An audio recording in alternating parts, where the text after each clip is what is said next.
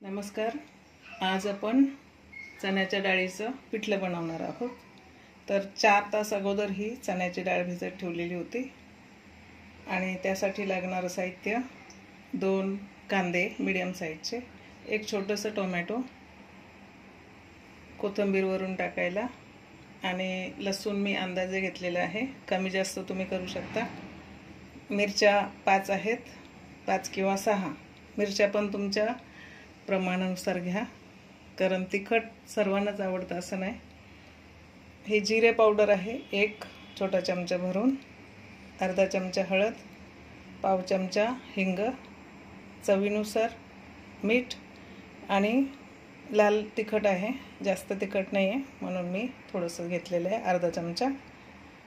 आणि आता आपण हे मिरच्या कापून घेणार आहोत, लसूण ठेचून घेणार आहोत आणि कांदा कापून घेणार आहोत. नंतर दाखवते मी कसं बनवायचं. मिरची कापून घेतली, लसूण ठेचून घेतला, थोडासा कढीपत्ता घेतलेला आहे, कांदा कापलेला आहे, टोमॅटो कापला, कोथिंबीर कापली आणि हे जे आहे आपण जे भिजवलेली डाळ होती ती पूर्ण अशी बारीक नाही करून घ्यायची, अर्धवट ठेवायची ती, त्याच्यामुळे अजून चांगली लागते ती, म्हणून मी अर्धवटच वाटून घेतलेली आहे.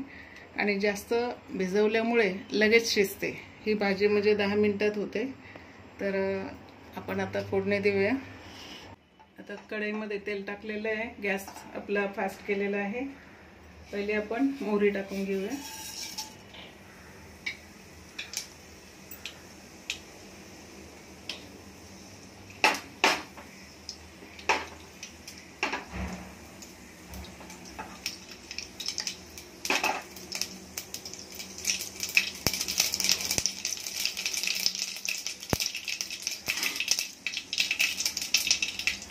नंतर आपण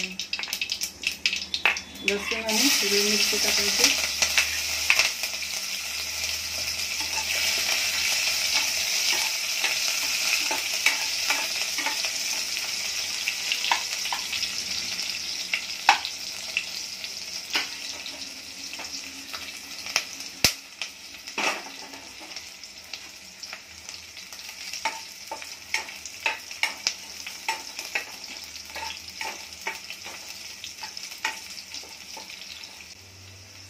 लसूण सोनेरी झालेला आहे.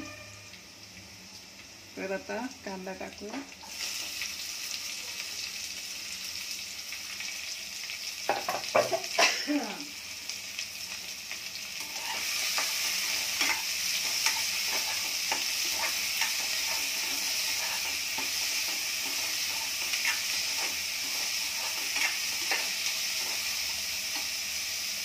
आता आपण कढीपत्ता टाकूया, कारण आधी टाकला तर जळून जातो.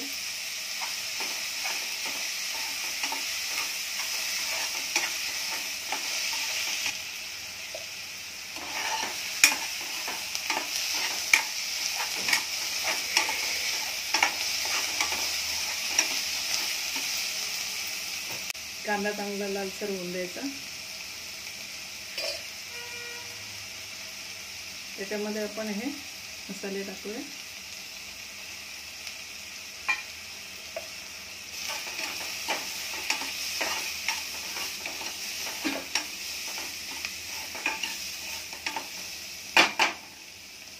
गॅस बारीक करून 2 मिनिट आपण कांदा चांगला शिजून देऊया. कांदा आपला झालेला आहे. आता त्याच्यात टोमॅटो टाकून देऊया.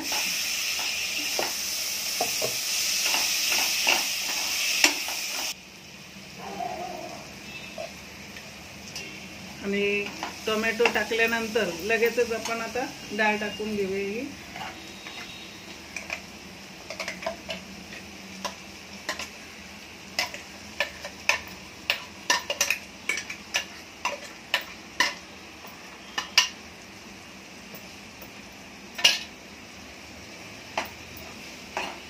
डाळ चांगली मिक्स करून घेऊ.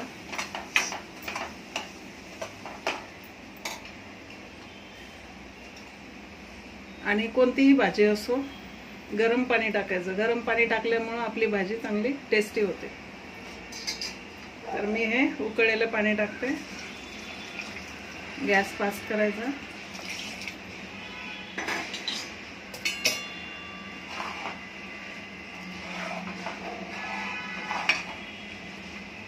5 मिनटं आपली भाजी शिजून द्यायची. लगेच होते ही भाजी.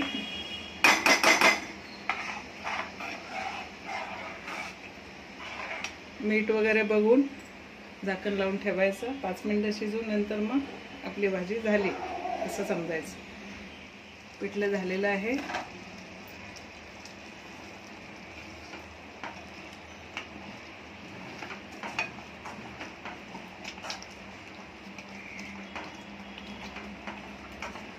गॅस बंद करूया आणि कोथिंबीर टाकून घेऊया.